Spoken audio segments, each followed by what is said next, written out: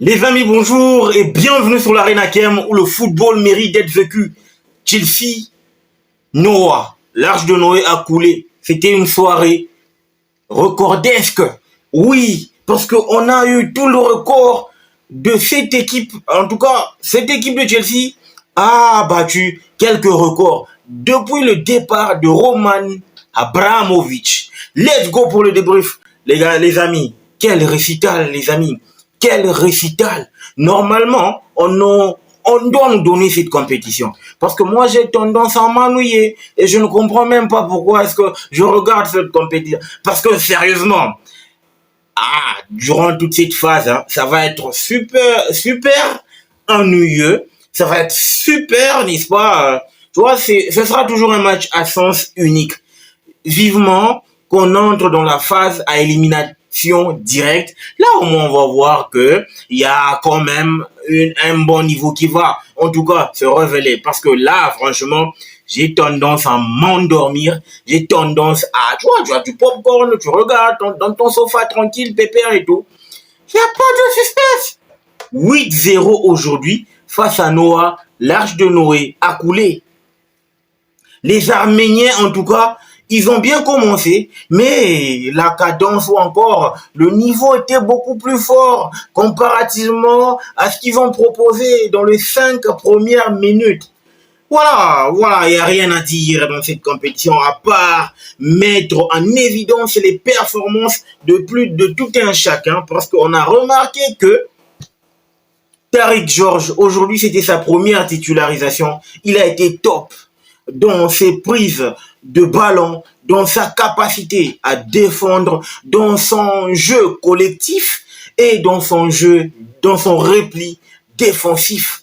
Et on a senti que Maresca avait tendance à se reposer quelques consignes sur sa ligne de touche. Et à partir du moment où il donnait des consignes, ça va. Parce qu'il savait exactement que les gars sur ce terrain-là allaient faire le job.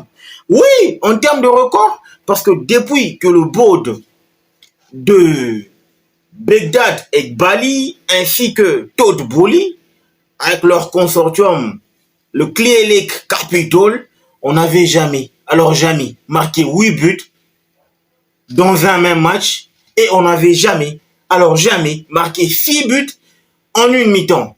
Là, je pense que le record, on a battu le record. En tout cas, ils ont de la baraka cette année, après 2 ans de galère, après 2 ans de souffrance. Là, franchement, on a tendance à voir que les choses sont en train de prendre forme. Mais si on parlait quand même du match d'aujourd'hui, on a senti qu'il n'y avait pas de niveau. J'ai eu l'impression d'assister à un match d'entraînement, à un match de fixation. Effectivement, parce que quand il commence avec un 4-1, il savait exactement qu'en face, il n'y avait pas d'opposition. En face, il n'y avait pas d'adversité. En face, il n'y avait en tout cas pas grand-chose qui pouvait être proposé. Et c'est pour ça qu'il a préféré jouer qu'avec Enzo Fernandez au milieu de terrain, parce qu'il savait qu'il n'y avait pas d'adversité. Et on a bien déroulé en première période. En tout cas, le but de Mikhailo Mudryk face à Noah, en tout cas, pour moi, ça restera son but, en tout cas, jusqu'à présent, son but de l'année. Oui, parce que, vous savez, avec Mudryk, c'est vraiment un joueur sentimental. Et il a besoin de ces genres de compétition où il n'y a pas trop de pression médiatique, trop de pression en termes d'attente des fans dans les gradins, etc., en termes des observateurs, pour se mettre, n'est-ce pas, au niveau, pour se mettre en évidence, pour se mettre, n'est-ce pas, en confiance. C'est important parce que le dimanche, ça va pas pardonner. J'ose croire qu'il va grappiller quelques minutes face à Arsenal. Surtout que la data, il a fait une très bonne prestation face à Arsenal à Stamford Bridge la saison dernière. Et je pense que Maresca va se servir de ça pour pouvoir en tout cas lui donner quelques minutes. Mais ce qui est évident, il va pas être titulaire. Mais aujourd'hui, la performance XXL qui te donne, qui te sort, c'est impeccable. Kunku qui avait tellement soif du but, qu'il a tout tenté en première période, rien n'a marché, qu'il a tout fait en première période, rien n'a marché. Il a fallu attendre la deuxième période pour voir la situation se décompter et voir enfin Nkunku repartir avec un doublé en fin de match. Chapeau l'artiste, parce que oui, ça fait de lui le meilleur buteur de Chelsea. Si je ne m'abuse, dans cette compétition, il est à 5 buts, 5 matchs face pour cette équipe de Chelsea. Moi, ce que j'aime, c'est quoi? Chaque fois que Nkunku est sur le terrain, il a tendance, il montre, il prouve qu'il peut être le front leader de l'attaque. Mais malheureusement, nous, on est en train de jouer un jeu trop physique en première ligue. Et aux yeux de Maresca, Nkunku passe en deuxième position derrière Jackson. Et on ne peut pas changer. C'est un concours de changer, en tout cas la donne, de prouver à Maresca qu'il est un titulaire à part entière, qu'il est un talent qui peut, n'est-ce pas, titiller la place du titulaire et pourquoi pas chipper, n'est-ce pas, cette première place à Nicolas Jackson. João Félix, prestation topissime, seulement qu'avec João Félix, c'est un gars, il a vraiment le jeu brésilien. À partir du moment où il a déjà fait le taf, doublé, etc., pour lui, ça va. Il peut se permettre quelques galeries, il peut se permettre quelques feintes, il peut se permettre quelques nonchalances. C'est ça, João Félix, dans son jeu. Mais on ne peut pas le nier, on ne peut pas non plus vilipender pour ça. C'est son jeu, il a toujours été ainsi, il veut se faire plaisir parce qu'il se considère qu'avec un doublé, ça va pour lui. En première période, on a vu que Chelsea a déroulé. C'était un récital, les amis. On a bien joué et on a mis mal à l'aise cette équipe de Noah. On a tellement fait mal là où ça a frappé le plus parce que cette équipe est venue avec l'idée de construire à partir de derrière et faire son jeu pour trouver les failles dans cette défense de Chelsea. Mais cette fois-là, Chelsea se retrouvait face à son homonyme en termes d'erreur de set piece ou d'erreur de relance, d'erreur de construction. C'est là qu'on a vu que Chelsea a déroulé en dépucelant totalement cette défense jusqu'à trouver la faille à 6 reprises en première période. J'ai vu que les amis, là il n'y avait pas de pitié. Mais en deuxième période, Maresca a changé la donne. Maresca voulait une assise défensive. Il voulait une sécurité parce qu'il s'est dit peut-être que l'entraîneur de Noah allait changer, n'est-ce pas, sa tactique pour essayer d'être beaucoup plus agressif. Et pour lui, c'était une évidence, c'était normal et logique de passer à un milieu à 2. D'où l'entrée de Druz Berihol-Kernan et Cesare Casadei. C'est ce qu'on a vu. Et ça a marché.